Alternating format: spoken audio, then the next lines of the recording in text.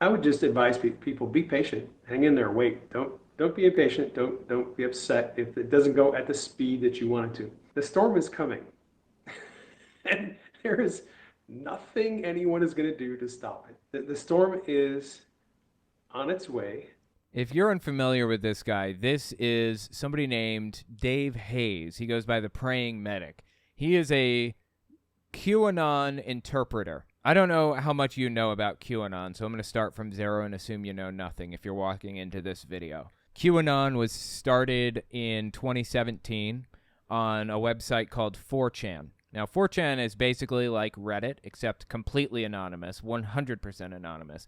And there is a lot of really violent stuff that happens there. It's bad. It's really bad. So anyways, QAnon posted something. I think the first post was claiming to be military intelligence, high ranking in the military, and claimed that Hillary Clinton was about to be arrested, like within a few days. People believed it, and it just took off from there, even though Hillary Clinton was obviously not arrested. Quick interjection. I won't take long. I just wanted to tell you guys, YouTube's algorithm operates off of a few factors. Watch time, whether or not you subscribe, and whether or not you like something. So if you really want to help my channel, I would appreciate it if you guys watch the video to the end. If you don't watch it to the end, just watch a little bit longer than you would have otherwise. I would appreciate that very much. All right, let's get back to the video. In the following few months and years, QAnon continued to post cryptic, bizarre stuff that didn't make any sense. It was confusing and bizarre, and you get people like this guy right here, interpreters, coming in and trying to, like, read it and, like, figure out what it meant and pull it to pieces when it meant nothing. Q, the guy that posted as Q, he was just speaking nonsense. But, you know, the QAnon interpreters, like this guy here, got famous off of this. Wrote books off of what QAnon has to say about the secrets that they try to reveal to the world. He is, I would say, the most famous QAnon interpreter in the world. He's interpreted Q posts for millions of people. Millions. He's pretty high up there. Like, I don't want to watch this whole video, but I just give you a little taste of what it's like when he interprets a Q drop. That's what this is called, by the way, a Q drop, when Q posts something. This posting in the middle of the night. Early this morning, we got a message on the board from Q, and here is the message. If you are listening and not watching, just read a little bit of the Q post here. What is at stake? Who has control? Surprise witness. Who was surprised? Who will be surprised? Use your logic. Can emotions be used to influence decisions? How do you control emotion? Define plant. How do you insert a plant? Can emotions be used to insert a plant? Who is Cassidy Hutchinson? Trust the plan. Q. It's cryptic garbage. It doesn't mean anything. They're just saying things that sound unique and interesting and cryptic. That's it. But millions of people come to the Praying Medic for his interpretation of what Q meant when he said all of this. He meant nothing. I have seen enough information to give me confidence that this is Q. However, it would be very nice if Q would do a little bit of simultaneous posting with President Trump or some other way to give people confidence that the trip code has not been compromised. Right. So that's one of the ways that they knew that QAnon was really high up in the military, because he would post something and then Trump would post something really similar around the same time. I mean, Trump has even famously just copied and pasted things that QAnon said. You don't think that Trump wasn't just playing to that? And you know what?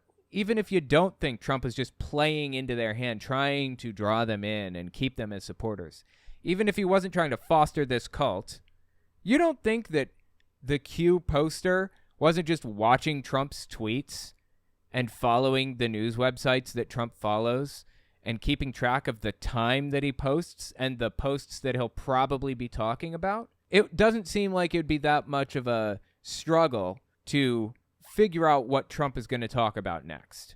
Seems obvious, but anyway, is called a delta. The amount of time between a Q post and a Trump post. Just absurd, dude. So one more critical piece of information going into this. This guy, Dave Hayes, a praying medic is his online moniker. The praying medic has been claiming that there's a storm coming. Now, Q talked about a storm. If you don't know the storm, it was this big event that was supposed to happen where Hillary Clinton and the Obamas and every evil person is arrested and sent to Guantanamo Bay. And Trump remains president. At the time, they believed that Trump would just remain president. And it'll basically be like a dictatorship with Trump as, the king, effectively. That was the belief. That was the storm.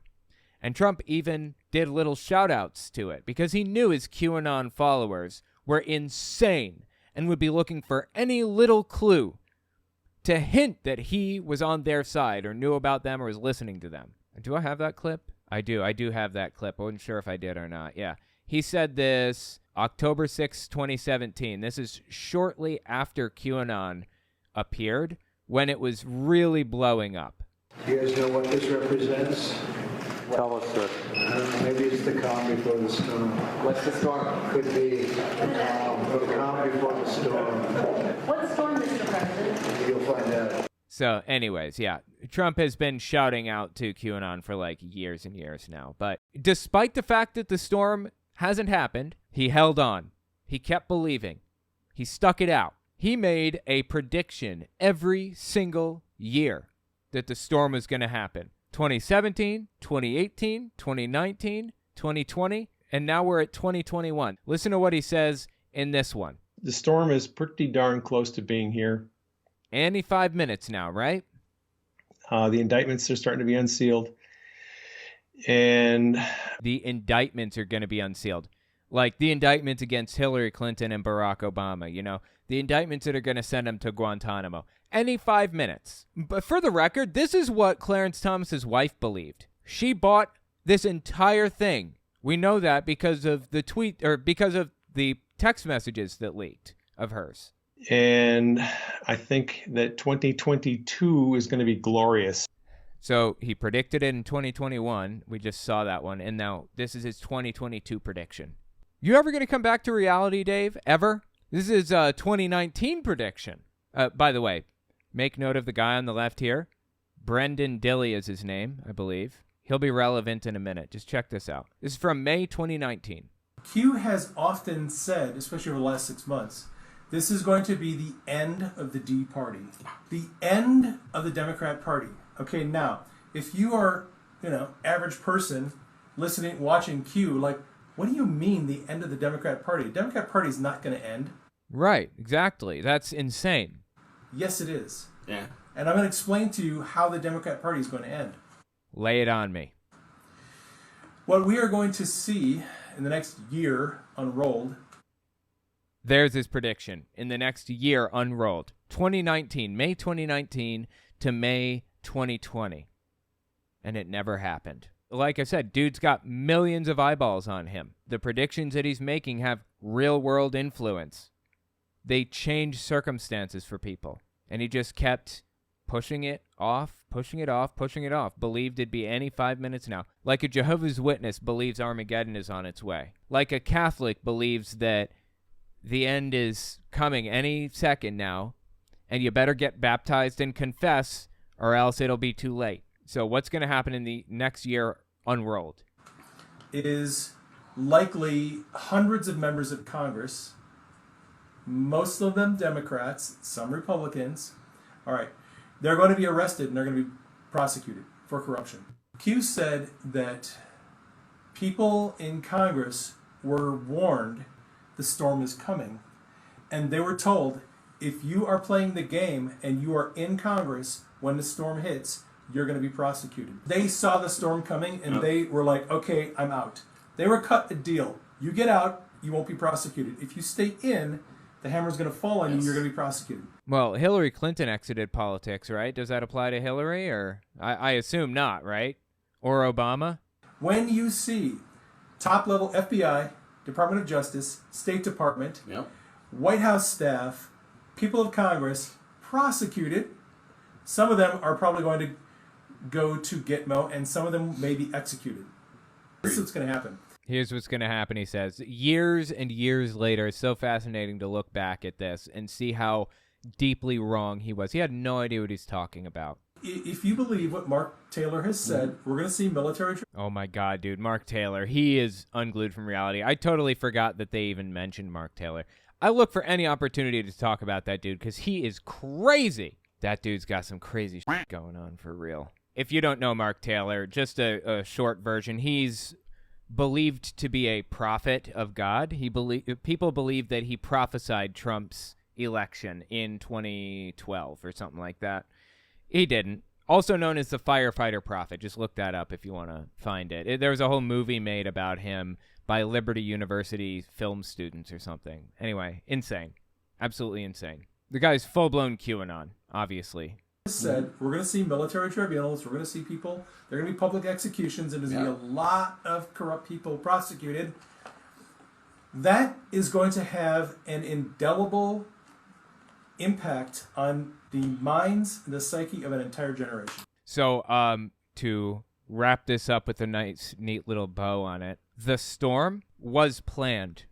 There was a storm that was going to happen, quote unquote, when all this stuff was going to take place.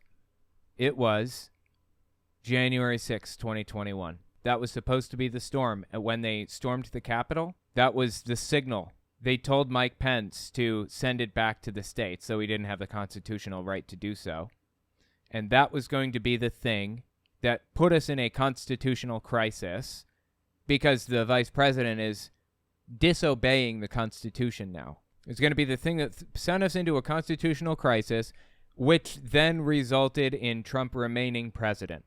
That's the general idea here. It was supposed to be the storm, and it failed. Anyway, I mentioned that guy, Brendan Dilley, on the left there. I wanted to point that out because this is kind of interesting. Check this out. November 14th, 2022.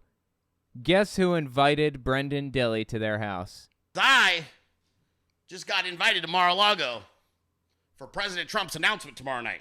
Donald Trump had Brendan Dilley come to Mar-a-Lago for his presidential announcement speech. So I am going down to Mar-a-Lago tomorrow. I'm leaving immediately after the show is over.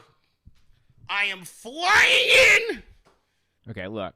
You do not have an appropriate voice for yelling like that, Gilbert Gottfried. I'm being picked up by mad liberals at the airport. You're not allowed to yell like that. It's against the law for you to yell like that with a voice like that. Please, no. And I am heading to Mar-a-Lago for an announcement from President Donnie J. Trump. And I am extremely nervous about this because, as you know, I am a basement-dwelling nerd who lives in his mother's house and doesn't normally go out into the public. Okay, so here's why it's interesting that this guy was invited to Mar-a-Lago. Why was he invited to Mar-a-Lago? What was he doing there? How did Trump even know his name? Do you have any idea how many followers this guy has? Let's find out real quick, shall we? Brendan Dilley, The Dilley Show. He's got 1,371 Telegram followers. 1,371. His influence is within QAnon. He's extremely well known in those circles. That is the only reason he's famous. So I ask again, why did Trump invite Brendan Dilley, some random dude, to Mar-a-Lago for his presidential announcement speech? He was there to represent QAnon. You cannot tell me anymore that Trump doesn't know anything about QAnon. It's like blatantly obvious that he's just playing to that base, right? Early January 2022, the praying medic goes on Patrick Gunnell's show, and they're talking about the fact that the storm never happened. At this point in time, Trump had lost the election. Biden was inaugurated. He'd been inaugurated for a year, and Q hadn't posted anything since Election Day, or what, December 6th, I think, actually, was QAnon's last post. And it was like just a song that it posted. So it's been like a year, over a year, since Q posted anything, and this dude comes on air and he says this. I hang around a lot of people who are very prophetic, and God continues to show us that these people are all going to be held accountable. They are going to be arrested. They're going to be tried, and justice is coming. Totally, totally. God's already shown me the end of this. I know how it's going to end. Yeah. God has shown a bunch of us how it's going to end. One of my friends actually has seen the fall of Babylon. When you say the fall of Babylon, do you mean like the specific, Symbolically. Okay, the fall Symbolically. of this whole system, the whole So symbolic fall of Babylon. symbolic. Yeah, the fall of this false system. Gotcha. Okay. Yeah, this false world system that we're under, he saw the fall of it. I have zero doubt that these people are going to be held accountable.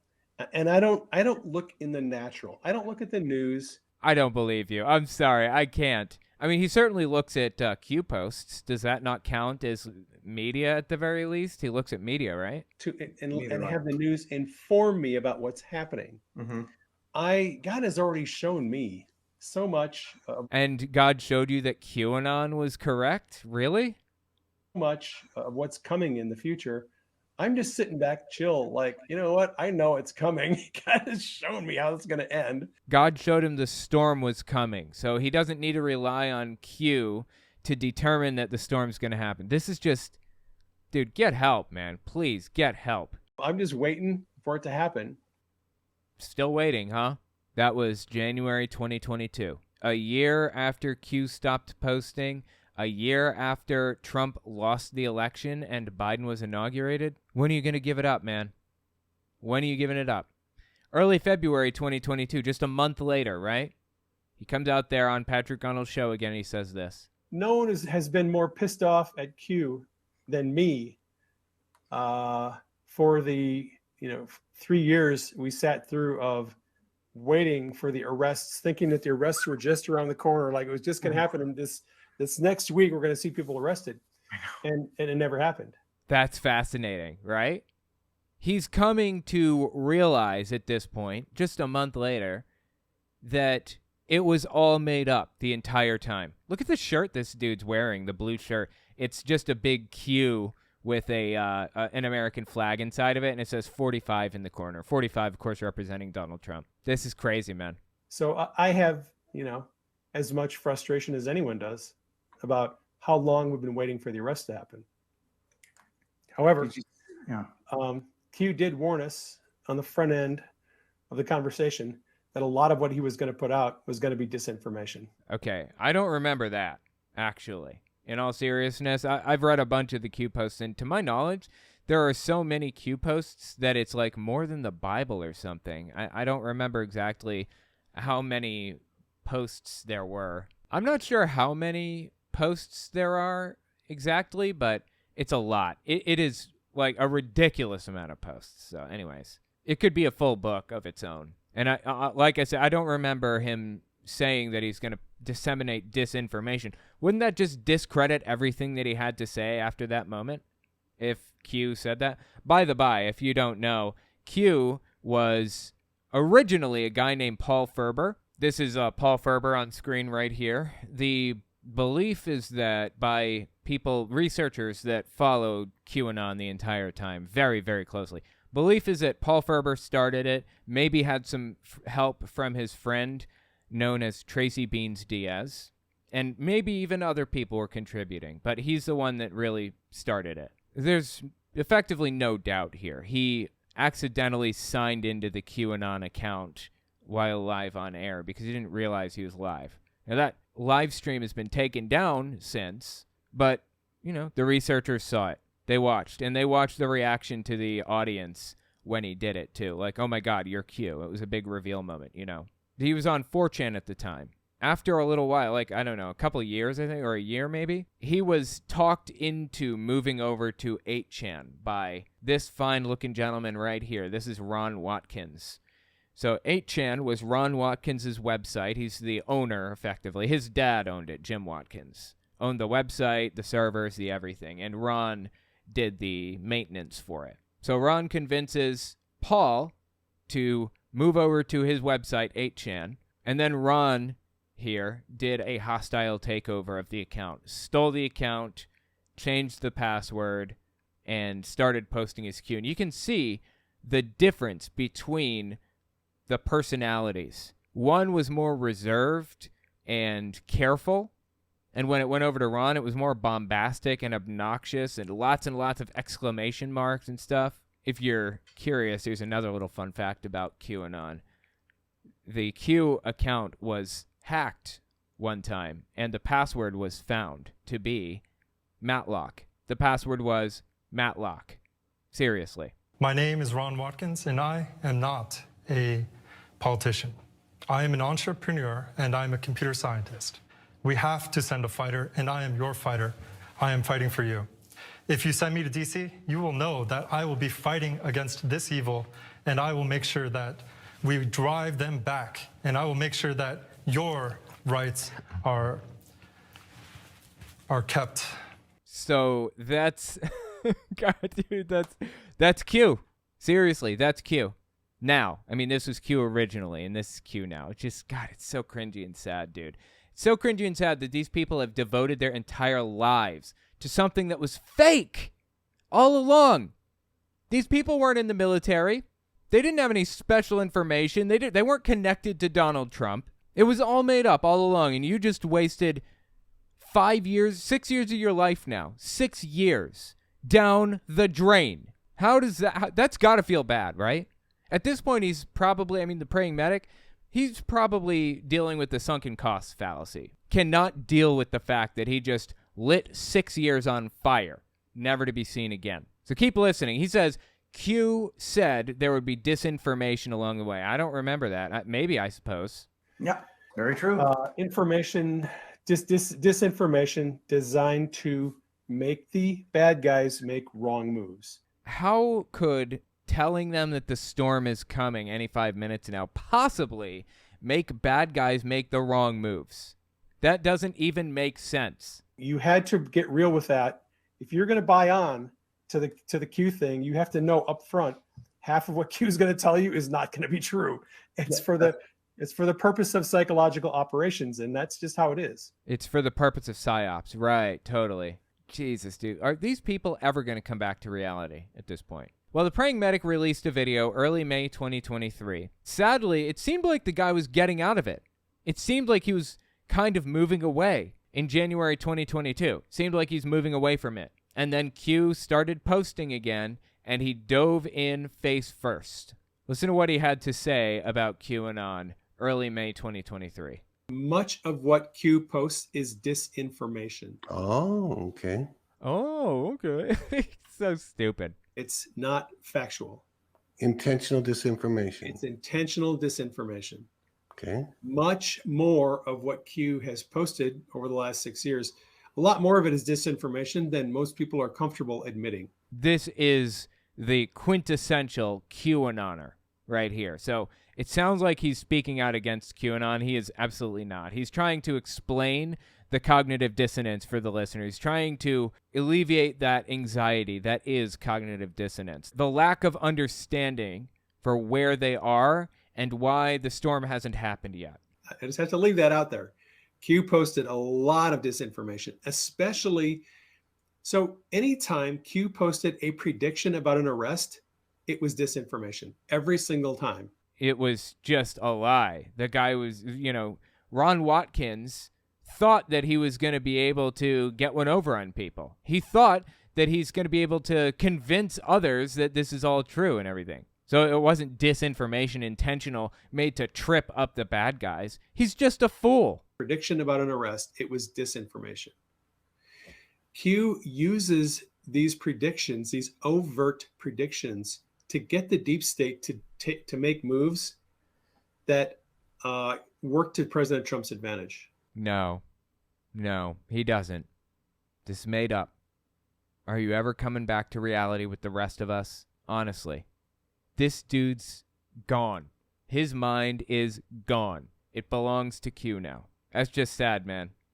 I feel so bad for the guy, but at the same time, he hates the LGBT community. He hates atheists. cannot stand them. So my sympathies are kind of limited for that reason, but I just wish the dude could get his head out of QAnon for 5 minutes, come back to reality with the rest of us. Maybe he'd have a shot at coming back to reality if he had his internet unplugged, if he was separated from society for a little while. I don't know. Let me know what you think about it in the comments. I think it's fascinating and honestly sad for this guy, right?